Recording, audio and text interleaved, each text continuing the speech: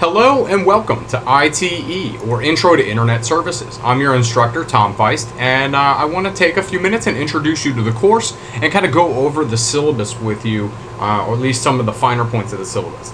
Okay, this course is, it's designed to provide you an introduction to the Internet.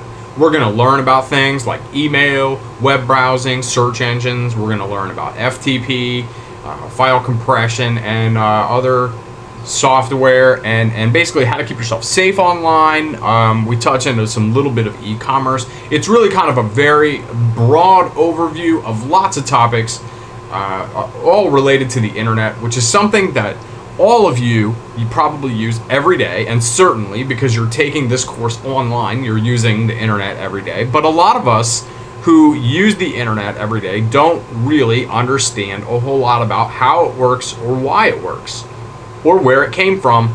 And this course is designed to kind of give you that foundation. It's designed to introduce you to these concepts, as well as explain some of the things that go on behind the scenes that you may not have ever understood. So, alright, let's talk about some things in the syllabus. I already covered. My name is Tom Feist. I am a master e-commerce developer. I'm a web programmer on TCC's web team. And I basically, from day-to-day operations, I take care of www.tcc.edu. If you've ever seen that website, that's my responsibility. And I've taught this class for going on 3 years. So I've had lots and lots of practice at this course. And I've designed it in a way that's challenging, but also very fun. So I think that you all will really enjoy yourselves. The best way for you to get in touch with me, and I will probably be one of the most accessible instructors that you have ever had in terms of online courses.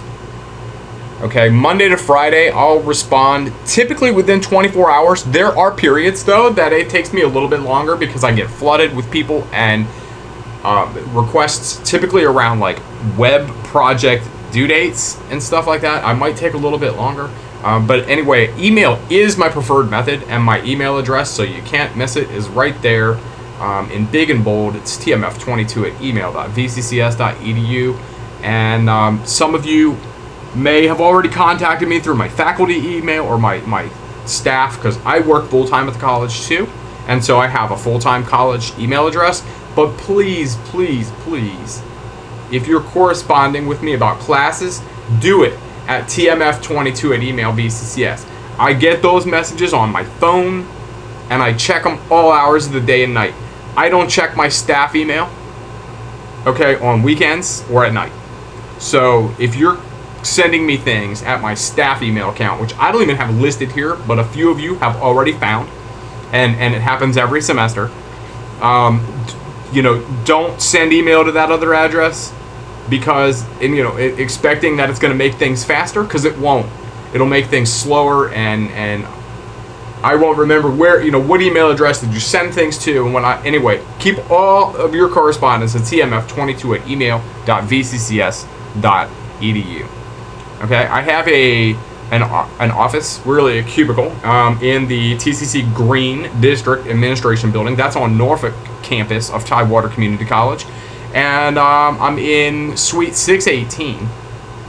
All right, my hours are 9 to 5, Monday to Friday. I strongly encourage, I love meeting my students. Because we are in a virtual space, we never see each other.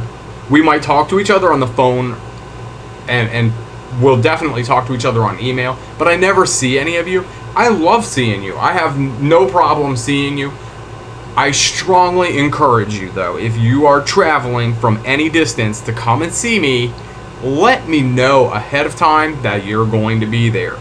I'd hate for you to have to come from some other place, some other campus, and you show up and I'm sick that day, or I'm in a meeting. So let me know ahead of time, just so that, generally my calendar's pretty clear, and I welcome you guys to stop in and see me. I'd love to meet all of you.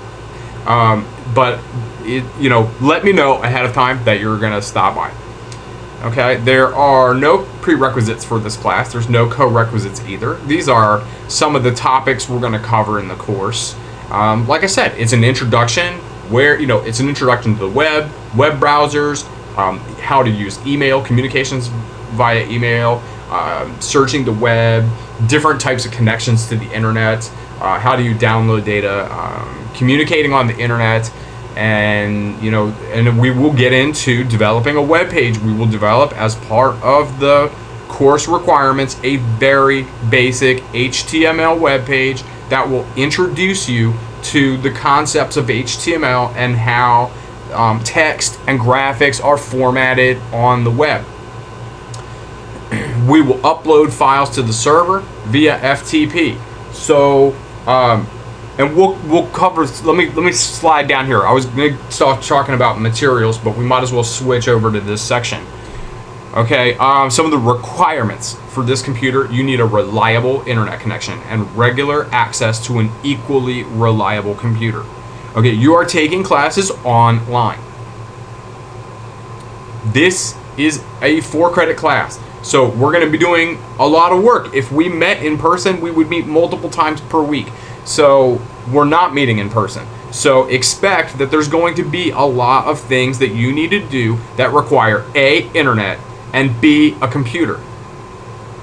There are some things that you guys can do from phones these days. Blackboard's out, has the new mobile edition. TCC just launched the TCC mobile website, and and that has Blackboard components that go along with it. So a lot of you are probably going to be completing your assignments by a phone.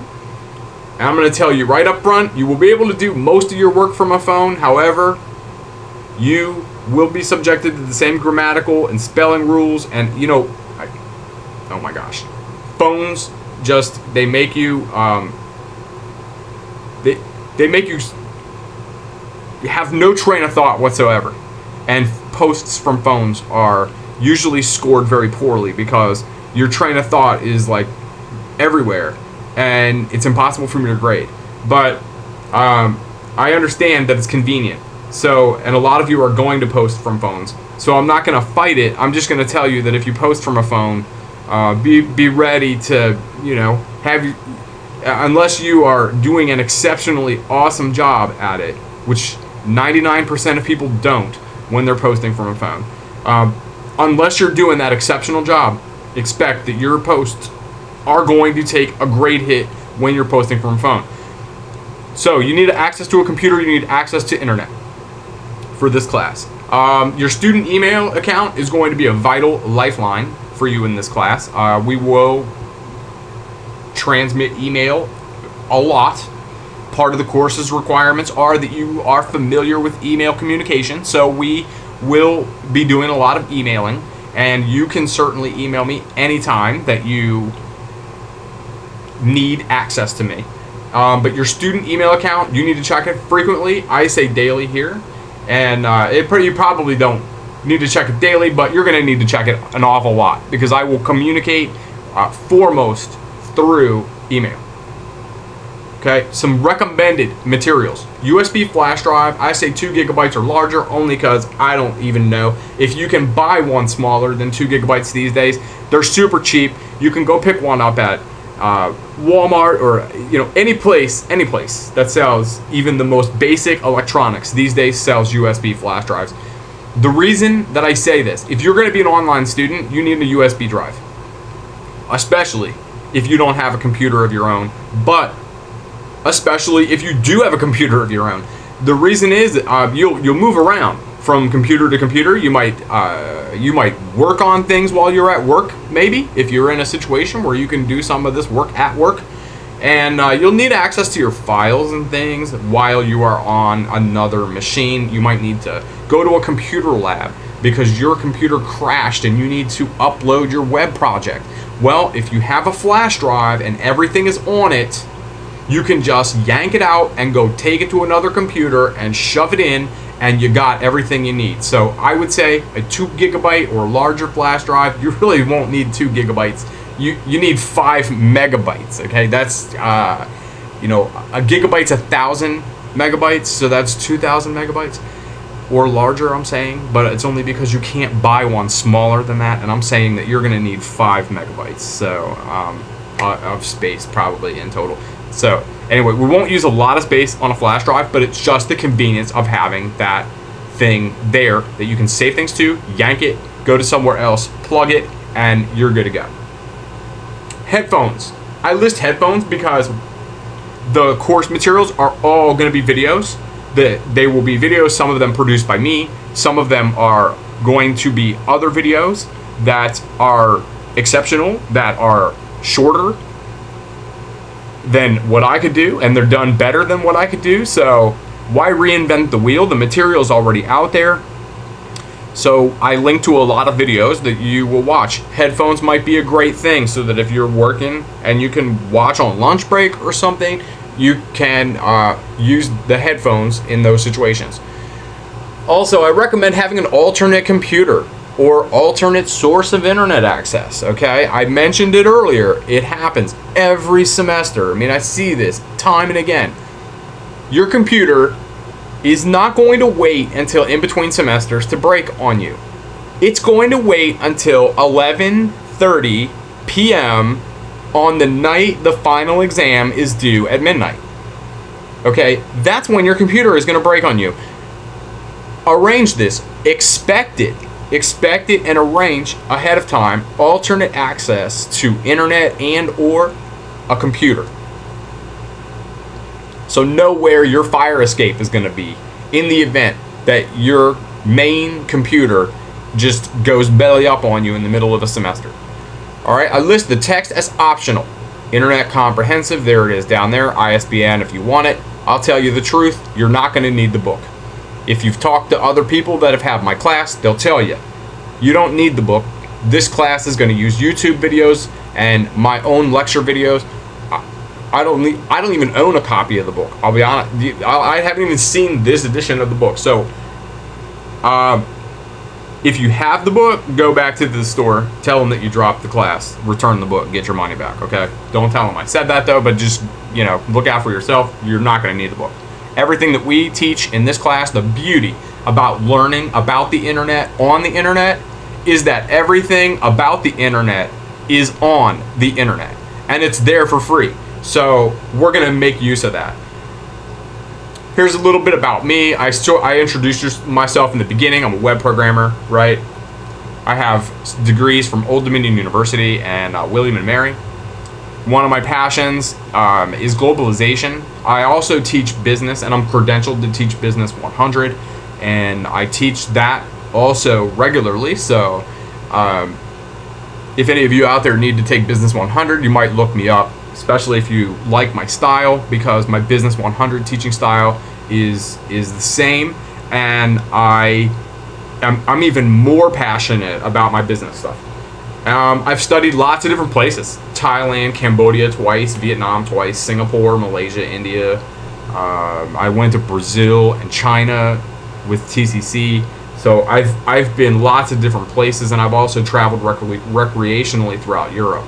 All right, in Cambodia in particular, I taught a group of 18 elementary school teachers how to use the internet. And this was a real achievement because only 2 of them even spoke English to any degree.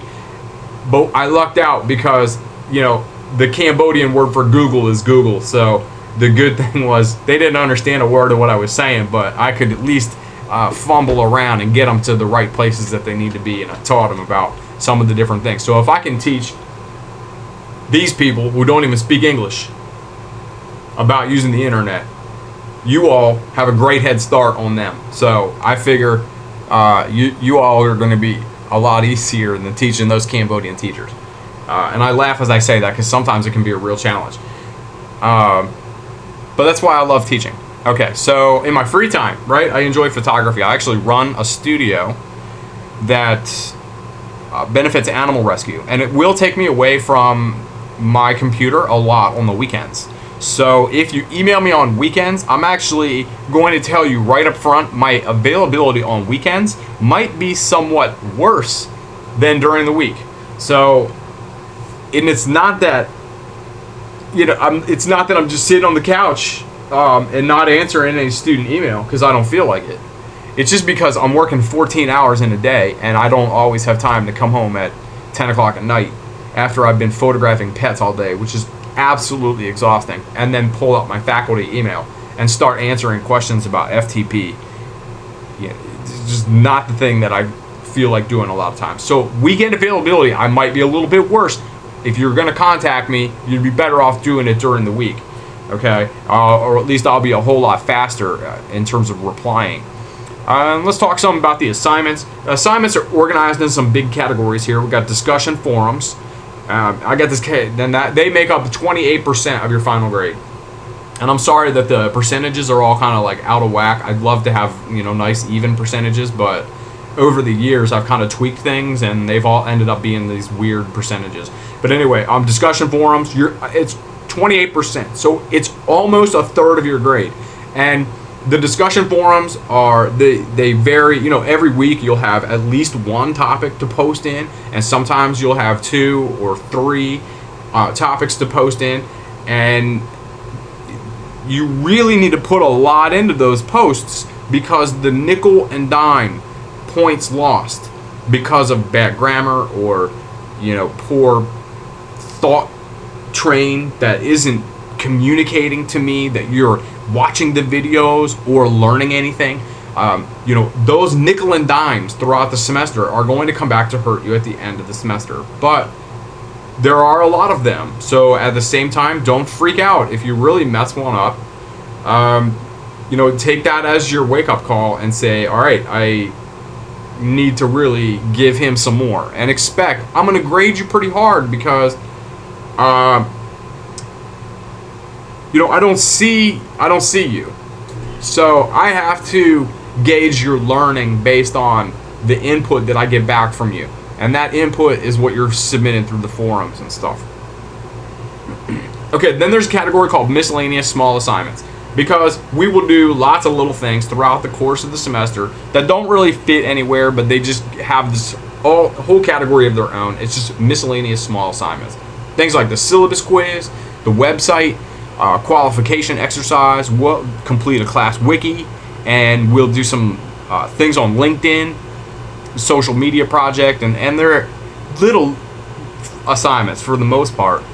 And but they just don't fit in any particular category, so I lump them together in this thing called miscellaneous small. We'll take a midterm, and that'll cover units 1 to 7. It's multiple choice and essay. You can open notes, open book. All right. At the front of every set of learning units, there is a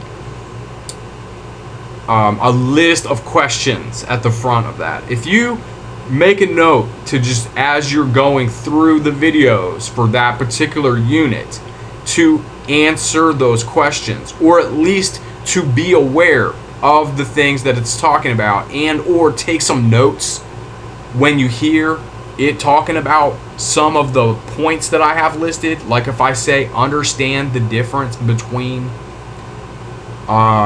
say FTP and HTTP, right? Know the difference between that. So as you're listening to the videos, when you hear that answer, go ahead and jot it down. Come the midterm time, you'll be really glad you did, because those questions map like 1-to-1 to the exam questions. So you can do well in the midterm if you answer those study questions and or take notes on the concepts that it lists in the beginning of each learning unit. All right, and that'll weight as 15%. The web project has 2 checkpoints and a final project turn-in place. Okay, and that is worth 25% of your total grade in this class.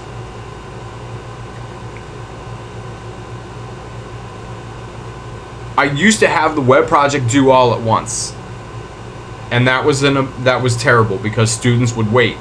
And the thing that you need to know about what we're getting into is that writing HTML is like learning Chinese.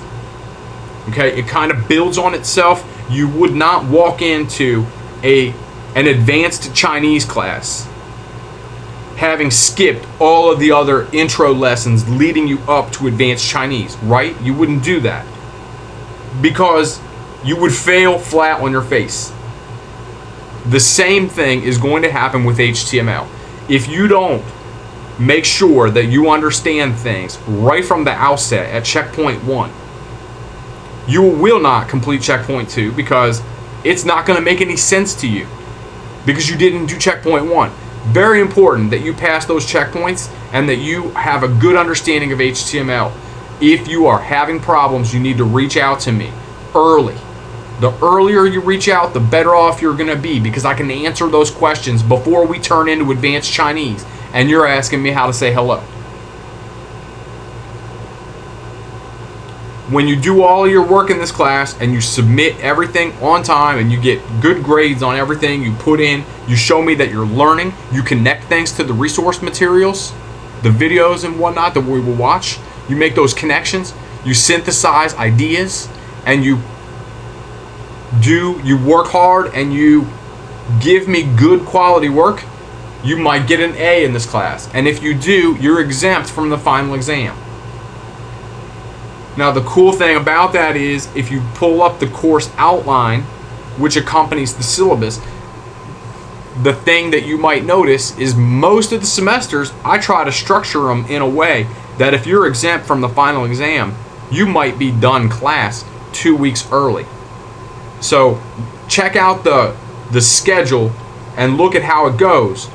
There's an extra incentive for getting an A, and that extra incentive is you can clock out and be done. And everybody wants to clock out and be done. But you have to work hard throughout the whole semester and get yourself an A. Grading, the discussion forums are graded. There's a document that goes into more detail than you ever could imagine about how I grade the forums because they're a huge piece that recurs every single week. And because of that, I give you tons of detail about how the forums are graded. But basically, I'm looking for that you are reflecting learning in the stuff you're giving me. Critical thinking. I want to see you connect the unit materials, the things. I want you to mention things that you saw in the video. Things that I know are in the video, that if you mention them are in the video, I know that you must have at least watched that part of the video. Do that and you're going to do well. I already talked about miscellaneous small assignments. They have these values from like 10 to 50 points. They're miscellaneous and they're small, but they add up to a pretty good percentage of your grade. So don't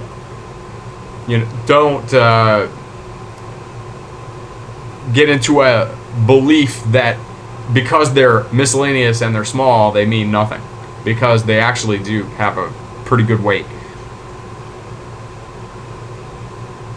Yep, the midterm, there it has a point value of 135. It's multiple choice questions. Whoa, what the heck just happened on my screen?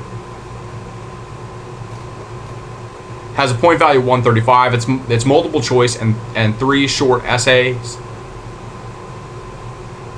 Okay, the questions are 2 points each. The essays are 5 each. It's taken online and is open for a specific window of time. And there are no makeup exams.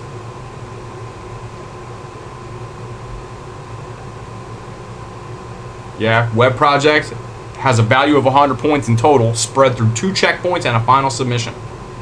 The first checkpoint is worth 20 points. The second checkpoint is worth 15 points. And that last checkpoint is worth, what's the remainder? 65.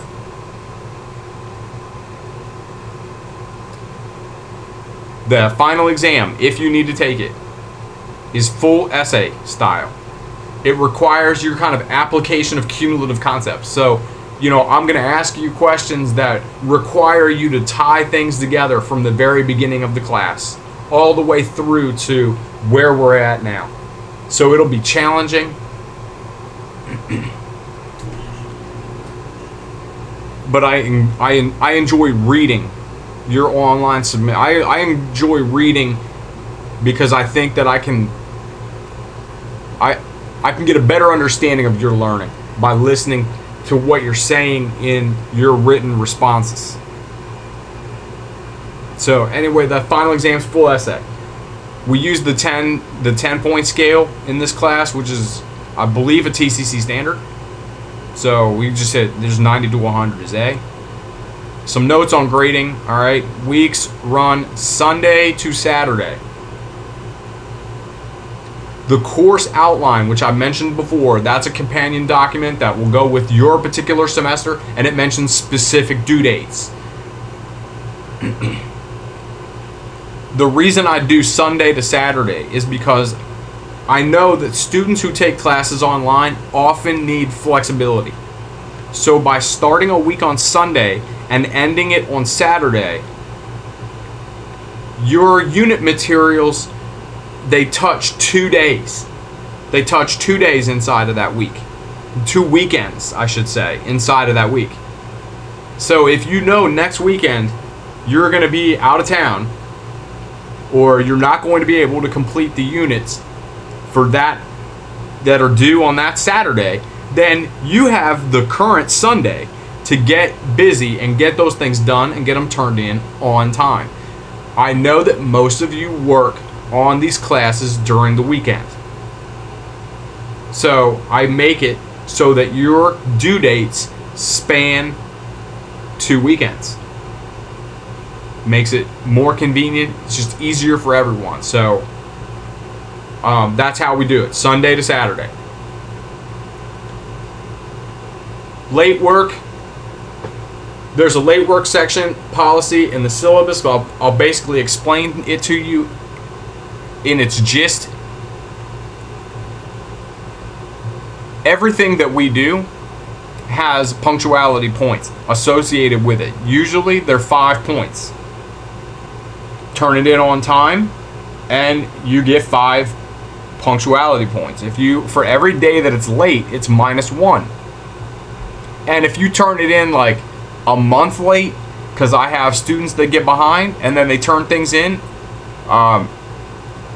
there's a provision in there that says I can add up to 2 extra late points.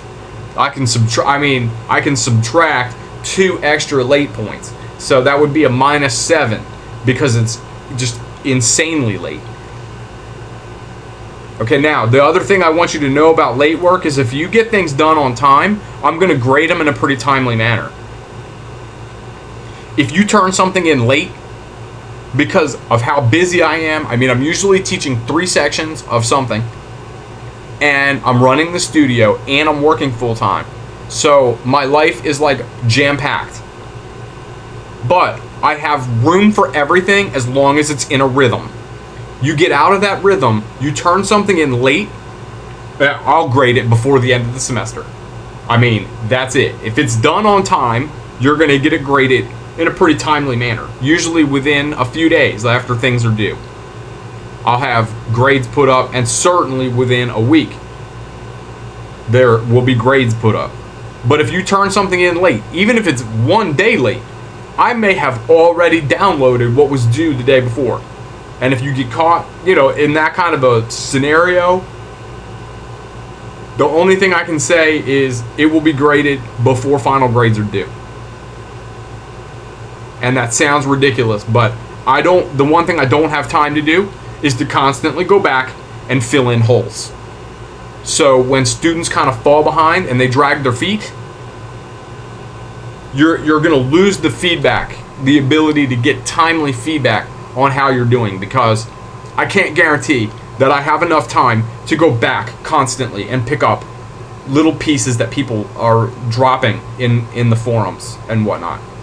Do it on time, you're good to go. So late work comes with a penalty, and also it comes with no promise of when I'll get to it, aside from when final grades are due. So there's 2 strong incentives for turning your stuff in on time.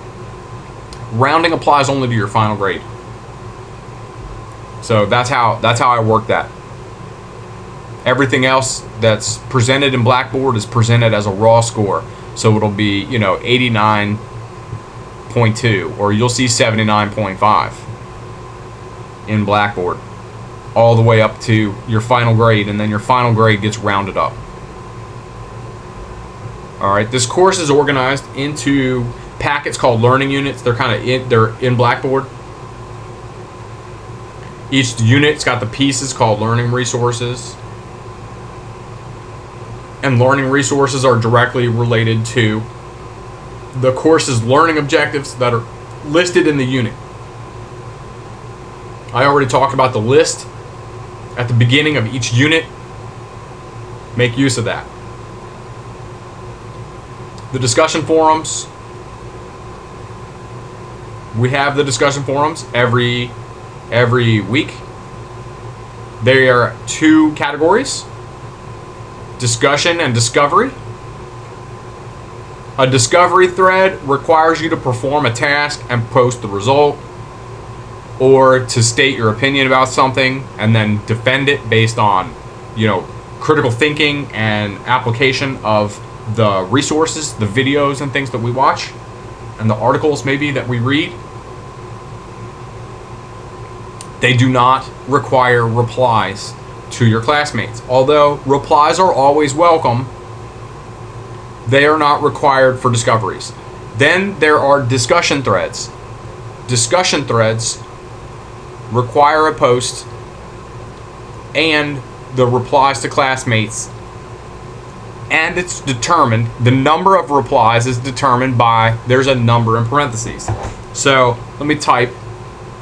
Okay, you might see a discussion with a 2 in parentheses. If you see a discussion with a 2 in parentheses, that requires 2 replies to your classmates as part of the assignment.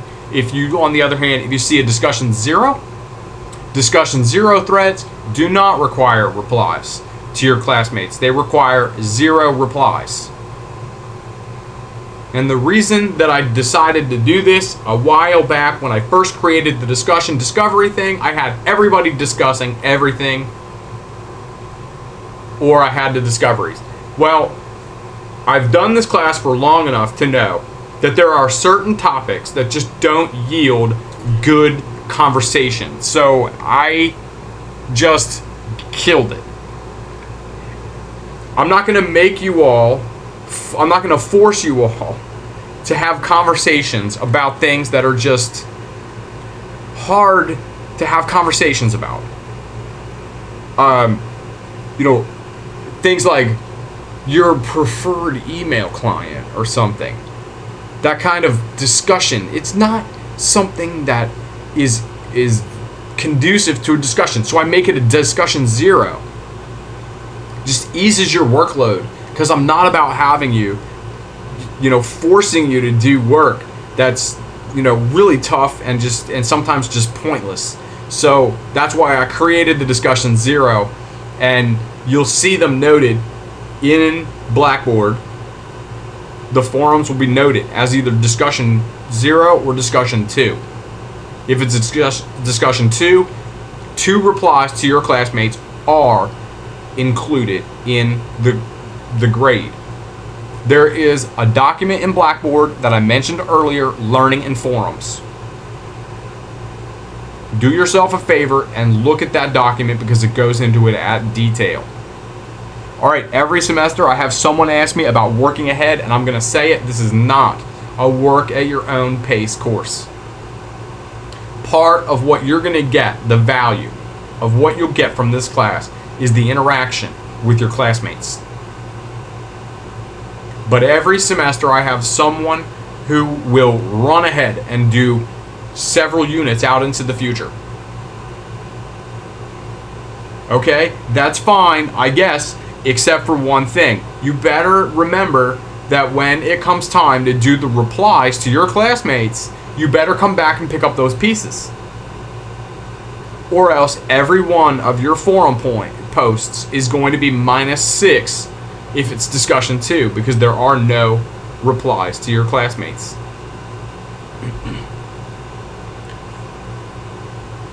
Does that make sense?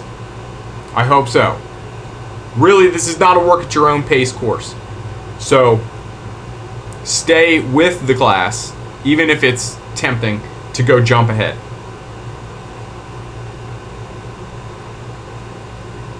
All right, our exams do not require trips to the campus. unless, okay, I have to add a caveat. I've done this long enough to know. The caveat is, if you don't own a computer,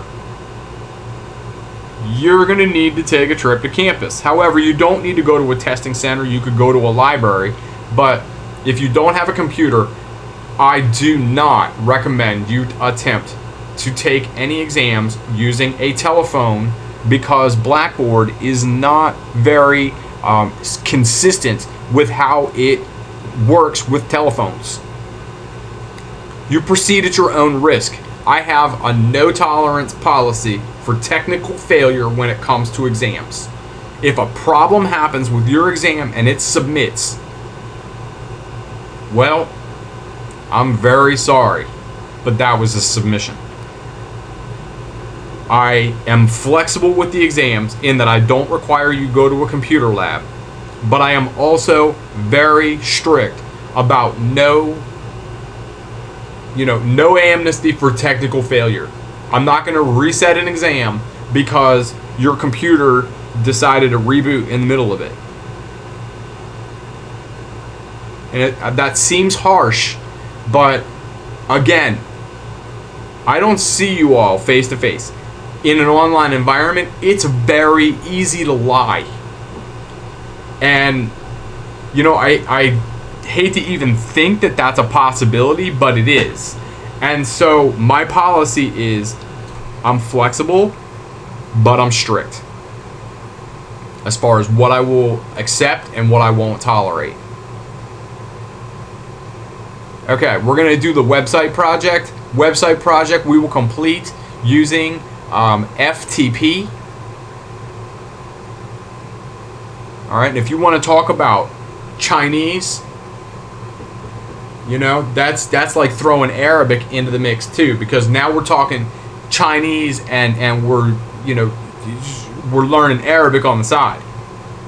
So be ready during those units to be all in as far as learning, or you will get left behind and you will be clueless and you will not complete the web projects, because it just builds and builds and builds, and before you know it, you're lost and you don't know where to begin because you didn't get your foundation. We will use a program called WinSCP. It is PC only. If you have a Macintosh, contact me. There's an alternative program that you can use. However, I'm no Macintosh expert, and I provide video tutorials for how to do this with a PC, but the connection parameters are basically the same on Macintosh as they are on PC. The behaviors of FTP are the same on PC as they are on Mac.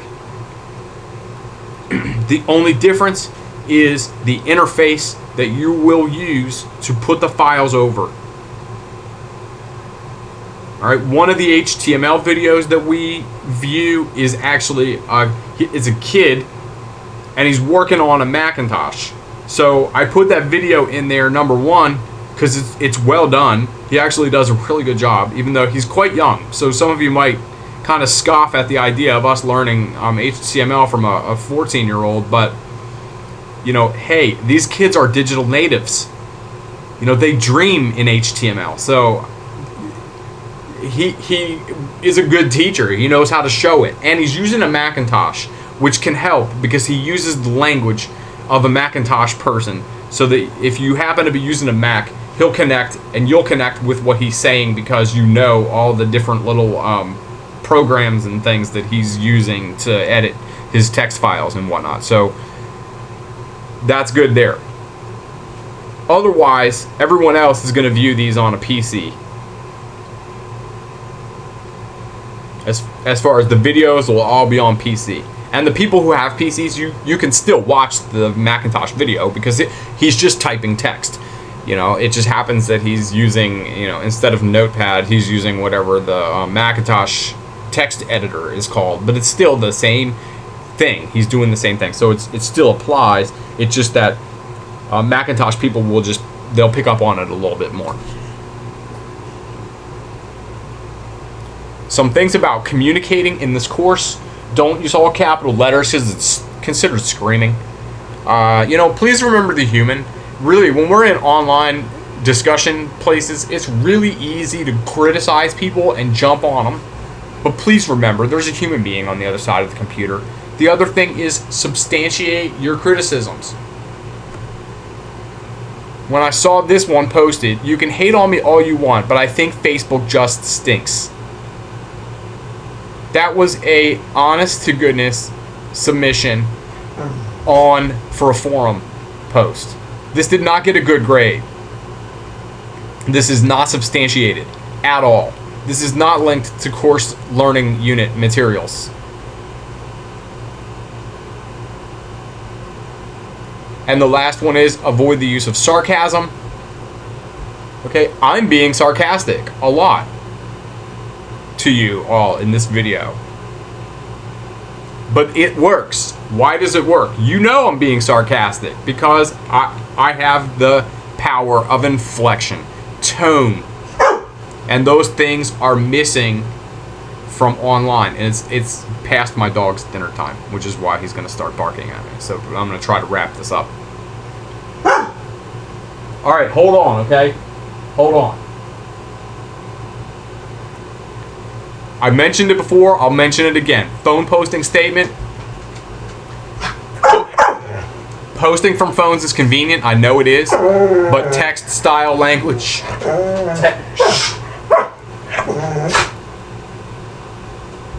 Okay, posting from phones is convenient, but I'm going to hold you to the same quality and spelling, grammar, it all is going to apply to you, even if you're posting from a phone. So don't think that just because it's more convenient that you're getting out of, any requirements as far as the quality of your content. My statement on viruses and technical malfunction. My computer caught a virus.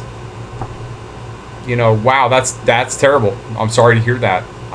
The VCCS provides free antivirus software.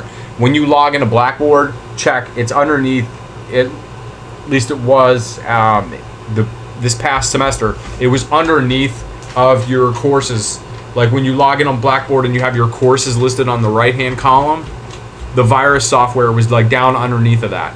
And it's free. Just click the link and you can download it on your computer. As long as you're a student or a faculty staff at TCC, you just get virus software for nothing. So my computer caught a virus is just, I don't take it as an excuse. Okay? Technical malfunctions. All right. I'm going to understand technical malfunctions on some situations. Not during exam time. All right, but I consider technical malfunctions on a case-by-case basis for other things. It will not be a regular excuse, though. And, I've worked with computers for like 15 years, and I've learned something that a lot of you may know as well as I do. And that is, don't trust computers. They crash, flash drives get lost, files get corrupted. And most importantly, folks, Blackboard times out. I think every time they do an update on Blackboard, the timeout period is shorter and shorter. And it's ridiculous. I don't know how many times I've been typing things in Blackboard. I went to hit the submit button and it's like, I'm sorry, you're not logged in. And you go log in again and you just lost everything you just typed because you timed out on Blackboard. Do not trust Blackboard. Type everything in some other program, Word. And if you take 1 point from this class that's going to help you be successful in online classes more than any other thing, it's that you don't trust your computer and do not type anything in Blackboard. Type it all outside and just paste it into Blackboard when you're ready to go.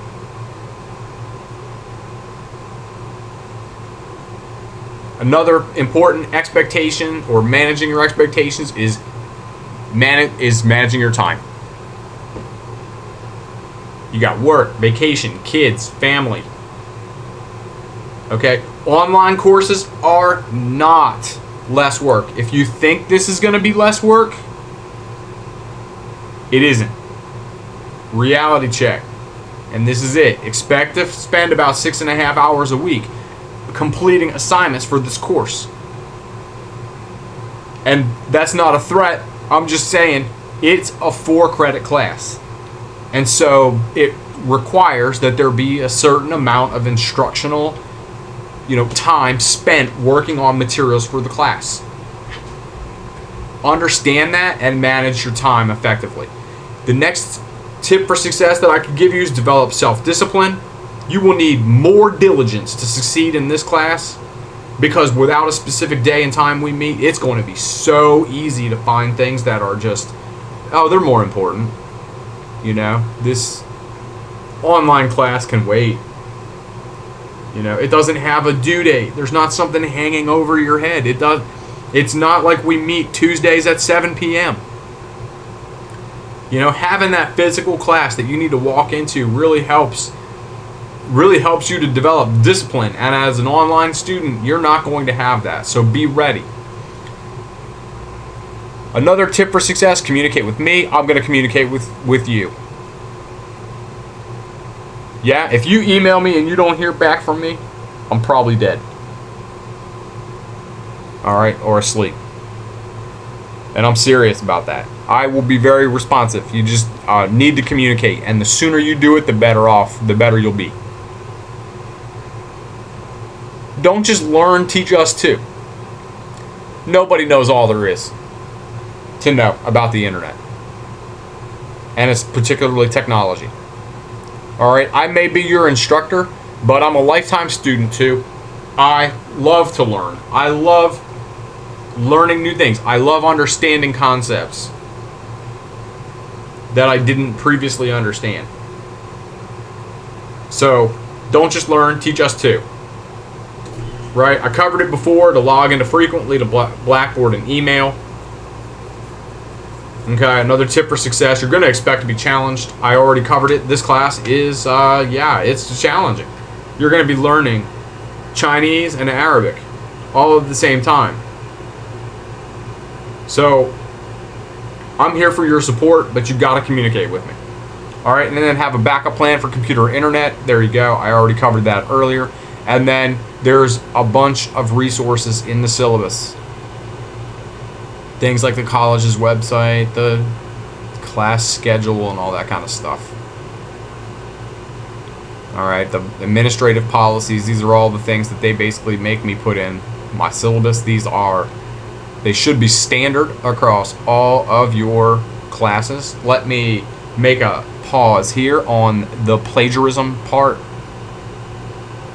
Do not copy and paste material from the internet.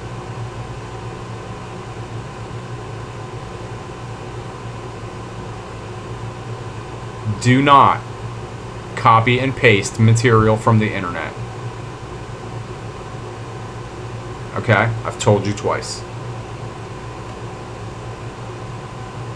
Emergency procedures, I've got that in there for when I do face-to-face classes.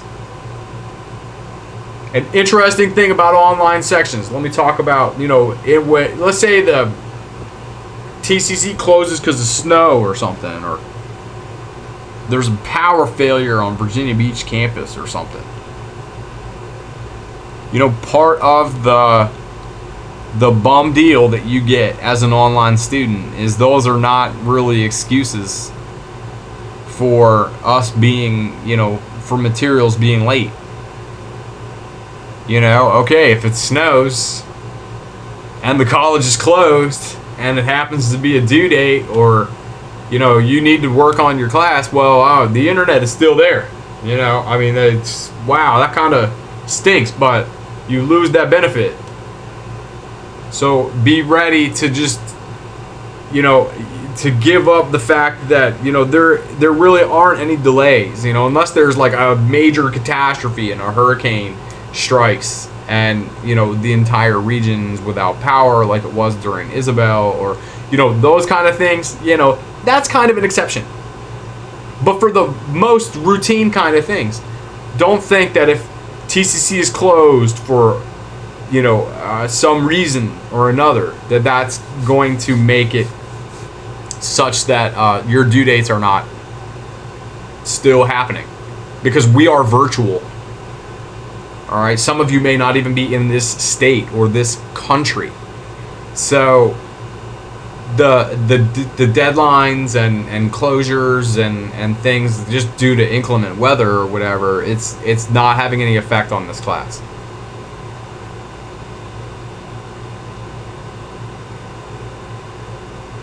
Right, I talked about this because attendance policy, you will definitely want to check out the attendance policy. I require that you guys log in. All right, and I will be aggressive with withdrawing students who are either behind or that have not completed things or not logged in. So I'm warning you ahead of time. I will definitely withdraw people that have not participated. And so yeah, that pretty much summarizes it. If you all have any questions about any of this material, you can rewatch this video, which is the great part about having it as an online class. You can just rewatch things. You can also email me. My email address is tmf22@vccs.edu. And I look forward to seeing you in the online classroom.